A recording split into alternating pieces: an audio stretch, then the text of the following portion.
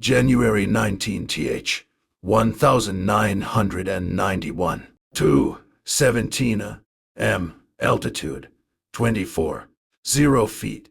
Northern Saudi Arabia, just miles from the Iraqi border. The desert below was a black ocean of silence, broken only by scattered clusters of dim orange lights. My F-15C Eagle moved steadily through the cold night air, engines humming with controlled power. It was a standard combat air patrol. We had already flown multiple sorties since the start of Desert Storm. The sky had begun to feel predictable. Then AWACS cut through the quiet. Multiple contacts. Fast, low, heading south. I glanced at my radar. For a heartbeat. Nothing. Then two sharp returns appeared. MiG-29s. They weren't coming straight at us. They were climbing from below our patrol lane. A piercing tone filled my headset. Radar spike. They had me locked. This wasn't a routine intercept. They had planned this. It was a calculated ambush in the dark. The warning tone grew sharper in my headset. Steady. Aggressive. They weren't just searching. They were guiding. Eagle 1, you are spiked. I didn't wait for confirmation. I rolled right and pushed the nose down, diving to break their radar geometry. The desert rushed up beneath us, a dark blur of sand and shadow. My wingman climbed high and offset left, splitting our formation to complicate their attack solution. MiG-29s were not outdated relics. They were fast, powerful, and dangerous in close combat. Twin engines, strong acceleration, and capable of carrying both radar-guided and infrared missiles. If they could drag us into a turning fight at low altitude, things would get messy fast. But the F-15 was built for air superiority. Energy was life. I leveled out just above 20,000 feet and pulled back into a climbing turn, preserving speed. My radar display now showed the clear returns, moving in coordinated fashion. They separated slightly, one pushing aggressively toward my previous position, the other angling wide. Classic bracket maneuver. One forces the reaction, the other lines up the kill. They race splitting. My wingman called. IV got led. I locked the first contact. The radar tone steadied. Range closing fast. He was climbing now, trying to gain position above me. Maybe he believed we hadn't seen him until too late. He was wrong. The range indicator ticked down. 12 miles. 10. 8. The MiG turned slightly, probing. Maybe expecting us to panic. I selected the AIM-7 Sparrow. Semi-active radar guided. Reliable. Deadly at range. My thumb hovered for half a second. Fox 1. The missile dropped clean and ignited, streaking forward into the darkness. Now the night belonged to the missile. Everything depended on what happened next. The Sparrow accelerated into the night, its motor burning bright for just a few seconds before fading into a thin, invisible line on my radar. I kept the nose steady, maintaining lock. With a semi-active radar missile, guidance depended on me. If I broke lock too early, the missile would go blind. Time to impact 8 seconds. My wingman called. The MiG reacted fast. He broke hard left and dropped altitude, trying to drag the engagement lower where ground clutter could interfere with radar tracking. For a moment, the return flickered. My pulse spiked. If the lock broke, the missile would lose guidance. The tone wavered, then stabilized. He pulled vertical next, a sudden climb. Bleeding speed but forcing geometry. It was aggressive, almost desperate. He knew the missile was coming. 5 seconds. 4. The radar contact shrank suddenly. The MiG dove sharply and rolled, forcing my radar to fight through terrain interference. And then the lock snapped. The Sparrow lost guidance. I saw the missile track wide on the display and disappear into nothing. Missed, I muttered. There was no frustration, no time for it, because the second MiG was now closing on my wingman. Break right, break right, I shouted. The Fulcrum had used the first engagement as distraction. He had climbed behind us during the missile shot and was now accelerating into firing position. This was the real danger. We were no longer in a clean beyond visual range fight. We were entering the merge.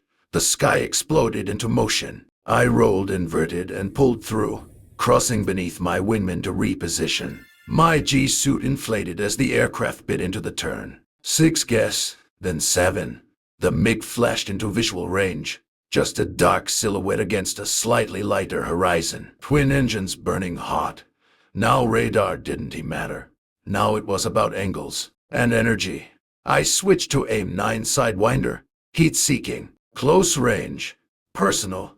The growl of the Seeker had filled my headset as I tried to get tone on his engines. But the MiG pilot was skilled.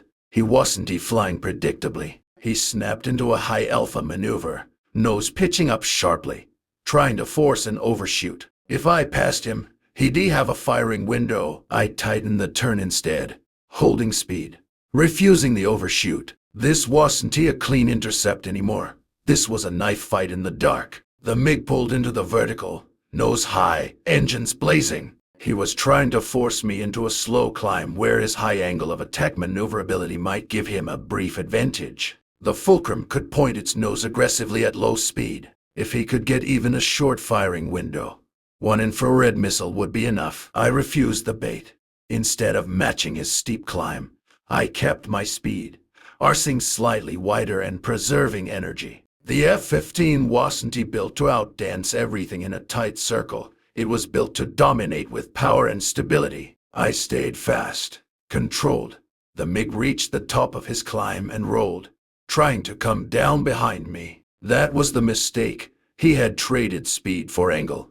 I pushed the nose down just enough to regain separation, then pulled hard into a climbing turn that placed me just outside his immediate nose authority. 8 guess pressed me deep into the seat. My vision narrowed, but I held it. Eagle 2. Clear behind. My wingman called. He had regained position and was watching the second contact, keeping him at bay. Now it was just me and the lead Fulcrum. The night sky offered almost no visual reference. Only faint starlight and the dim horizon glow gave shape to the silhouettes, but his engines were bright, twin hot signatures cutting through the darkness. The Sidewinder Seeker began to growl louder. Almost, not yet. He rolled again, trying to reverse direction, but the vertical maneuver had drained his energy. The MiG began to sink slightly, nose heavy. I tightened my turn, staying inside his circle now. The growl sharpened, steady tone. I had him. Fox 2. The missile left the rail with a sharp kick and a brief flash, then vanished forward. I kept the nose stable for a fraction of a second to ensure clean separation. The MiG pilot saw it. He broke violently left, dumping flares into the night. Bright orange sparks fell away like falling stars. For a moment, the missile wavered, chasing heat signatures in chaos. Then it corrected. It ignored the decoys and drove straight toward the twin engines. The explosion was not cinematic. It was sudden. A sharp white flash, followed by a burst of sparks and fragments tearing outward from the MiG-ass left engine. The fireball lasted less than a second, but the damage was immediate. The Fulcrum snapped sideways, trailing a thick stream of flame and smoke into the night. Splash 1. I heard myself say, almost automatically, but the fight wasn't over. The second MiG-29 was still airborne, and now he was angry. Eagle 1, second bandit high, 11 o'clock. My wingman warned. I rolled right and pulled, scanning the sky. There, a darker shape climbing aggressively above us. He had stayed high during the engagement, conserving energy, waiting for a clean shot while we were focused on his partner. Smart. He dove toward us with speed, trying to use gravity and surprise. For a moment, I saw the brief flash beneath his wing. Possibly a missile rail movement. Defensive. Defensive. My wingman called. I broke hard left and dumped flares, pushing the nose down to force separation. My radar struggled to maintain lock in the tight maneuver. The MiG crossed above us, overshooting slightly due to speed. He had come into fast. That was his mistake.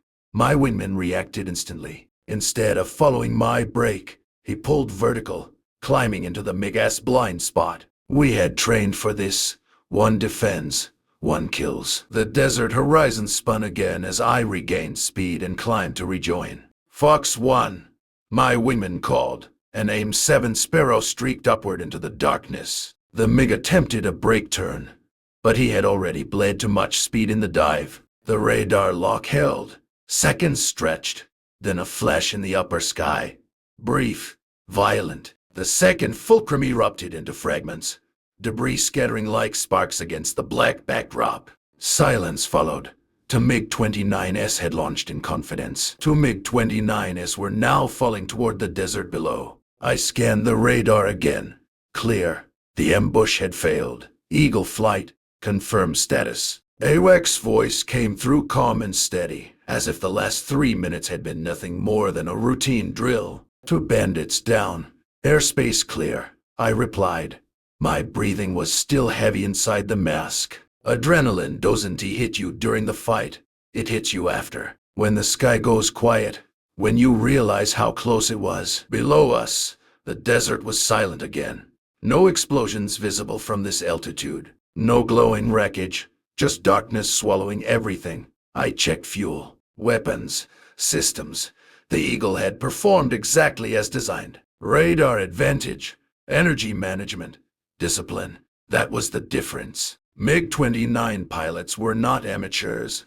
The Fulcrum was fast, agile, and lethal in the right envelope. But training decides outcomes when seconds matter. We had flown this scenario dozens of times in exercises, bracket attacks, low-level pop-ups, surprise engagements. They had tried to ambush us by climbing from below radar coverage, using terrain masking and night to hide their approach. It was a smart move. If they had caught a strike package instead of air superiority fighters, the story might have been different. But they ran into Eagles. I looked over at my wingman as position light blinking steadily in the distance. We had trusted the system, trusted each other. That trust kept us alive. AWACS confirmed no further contacts in the sector. Iraqi aircraft were pulling back north. The brief attempt at resistance had been decisive and costly for them. "RTB," I said. "Return to base." We turned south, engines steady, the tension slowly draining from the cockpit. The sky that had been alive with threats minutes ago now felt empty again. But something had changed. The myth of the MiG-29's invincibility had just been tested in real combat. And tonight, the Eagle had proven why it was built, not for speed alone, not for power alone, but for dominance.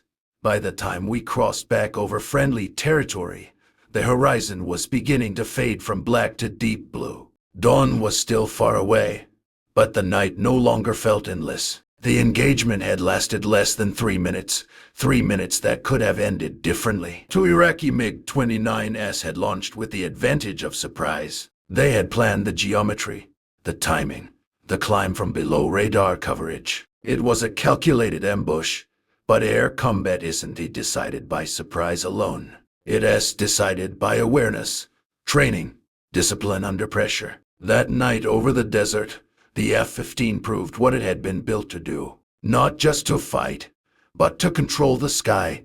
The war would continue for weeks. But for those few minutes at 24,000 feet, the message was clear. The Eagle had seen them first, and in air combat, that changes everything.